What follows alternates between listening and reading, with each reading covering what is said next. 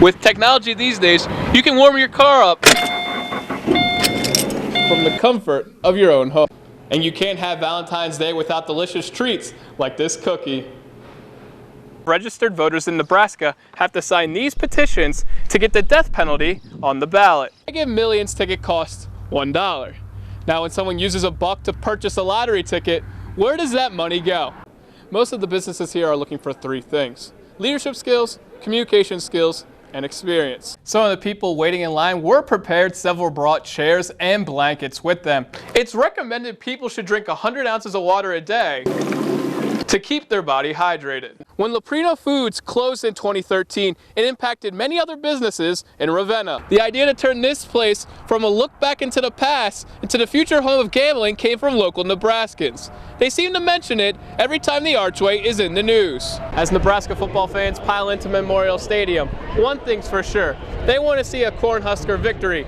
Wilson also adds, make sure the windows in your house are completely sealed. If they're not, she recommends sealing them with plastic. The average person uses technology 7 hours a day.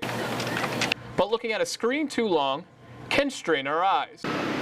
The car the missing North Platte teens were suspected to be in was finally pulled out of the river.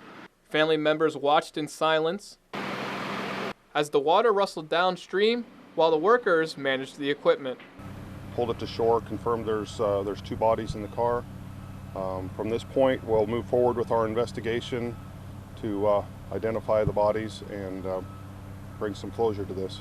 The search process has been going on for nearly 2 months. The investigation has been rough for the sheriff. This thing's been nothing but difficult. It's been one failure after another, so this is quite a relief for my department. With water levels getting lower this past week, this was the first chance to safely get the car out of the river. Sheriff Kramer gets choked up just thinking about this investigation. Oh, it's unbelievable how relieved we are. This has been 24 hours a day with us, so this is good. The search is still not quite over. The sheriff says it will take about 2 days to confirm the bodies in the car are Alexis Wazorek and Noah Ramos.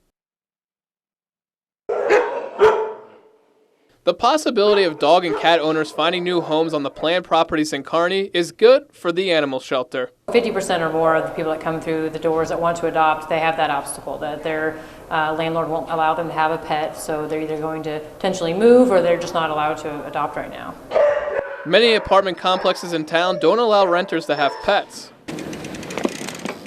Amelia Mass likes the project plans. It would also connect A Street together, allowing her to have longer bike rides. I think that would be really nice. Like, if someone was going to school, you could just ride your bike down and be there, and you could just go so far without using a car. When she rides her bike now, she has to stop at this dead end on A Street. The new properties would be geared towards young professionals and college kids in the area.